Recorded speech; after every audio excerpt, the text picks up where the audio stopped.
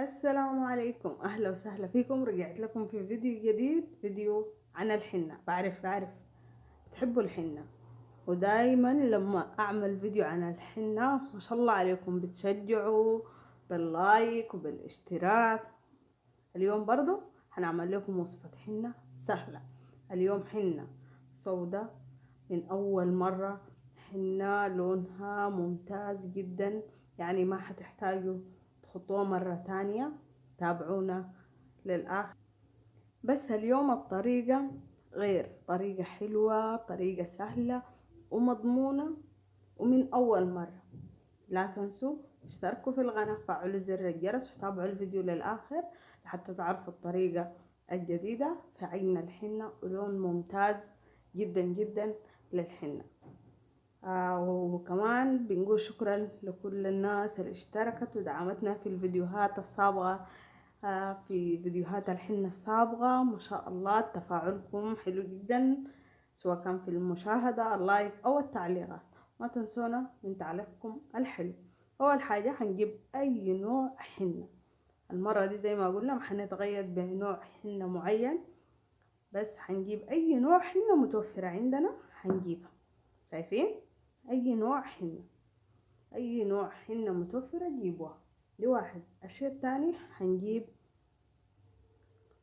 معلقة من السكر. شايفين؟ حطينا معلقتنا من السكر، وهنجيب مكون تاني اللي هو الملح. دايما اذا الحنة ما بتمسك عندكم او لونها ما بيكون حلو من اول مرة، او دايما بتحطوها مرتين ثلاثة ورا بعض وما بتمسك، تابعوا الوصفة دي. حطينا معلقة كبيرة من السكر، نص معلقة من الملح. ديل المكونات الاثنين دول بيخلوا الحنة تمسك عندنا ويكون لونها حلو وظابط من اول مرة.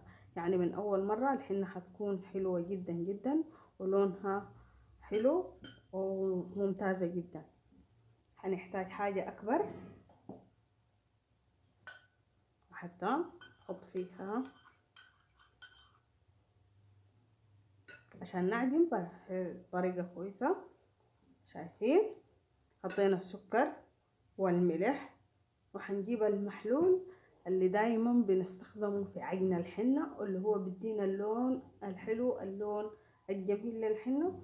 واكيد كل الناس اللي شافت الفيديوهات السابقة من وصفة عجنة الحنة، اكيد من طريقة عجنة الحنة شافوا وجربوا. اكيد اكتبوا لنا في التعليقات كيف جربتوا وكيف لقيتوا الطريقة. هنا جبنا المحلول.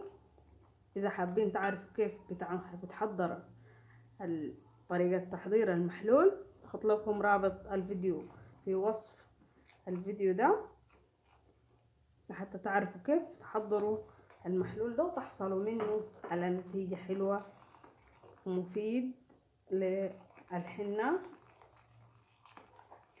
هنا خربنا الدنيا بس ما مشكلة، نرجع بننظف بعدين. هنا بعد ما حركنا شوية هنضيف مكون. هذا المكون مفاجأة.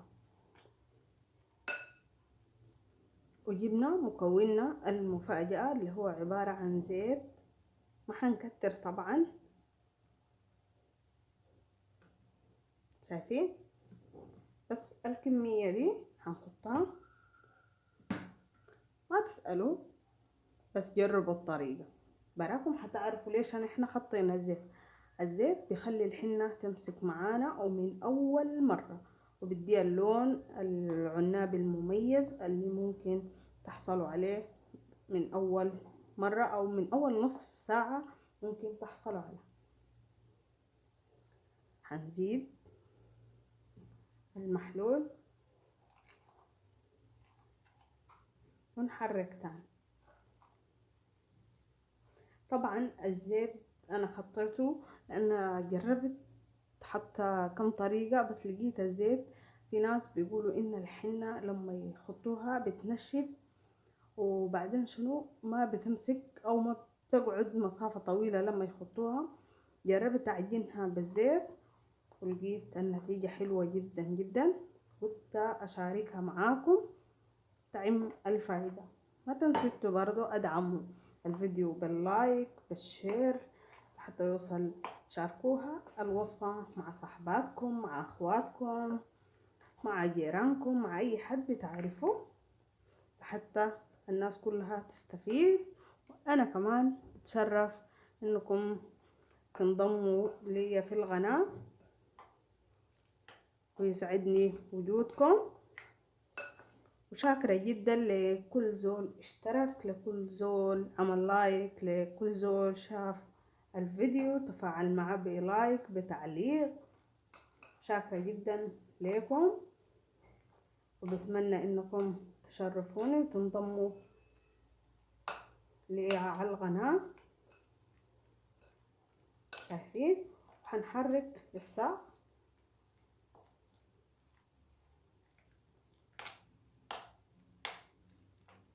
طبعا لسه في حاجة هنضيفها برضو، لكن اول لازم نحرك كويس.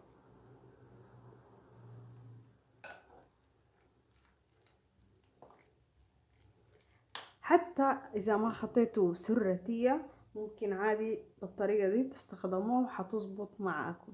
لكن في الناس برضو بتقول ان احنا يعني ما بتمسك معانا. اليوم هنحط بس حاجة بسيطة من السرتية زي ما شايفين،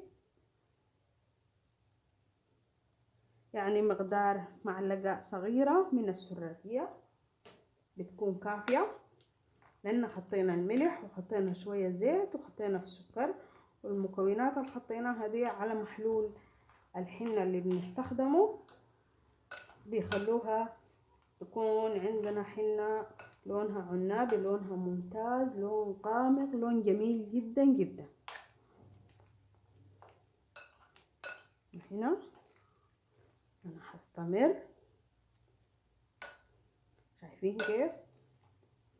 ما عايزة تنعجن كويس، بس ما مشكلة، هنستمر نحرك لحتى نصل للقوام اللي احنا عايزينه.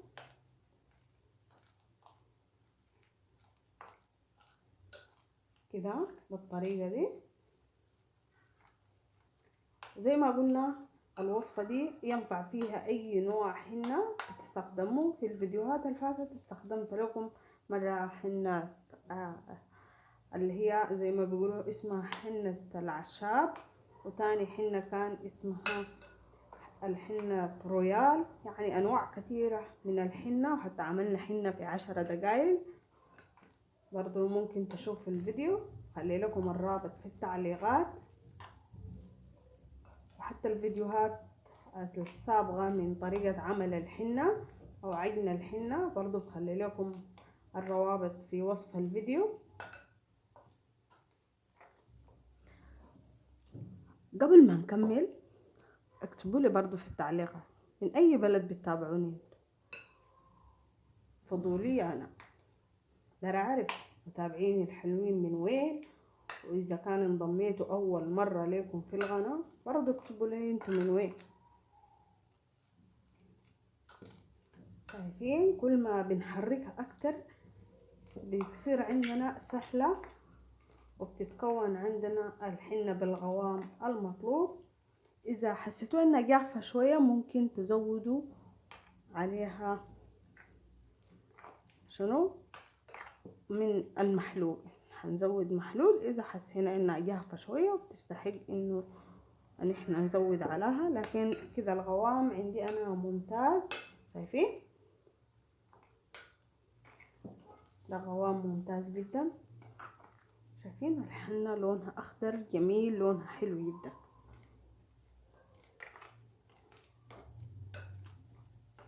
واستمروا حركوا بالطريقة دي. هنا انا خلاص بقت عندي جاهزة. بنخليها تتخمر مدة ساعة، يعني نص ساعة قبل ما نيجي نستخدمها.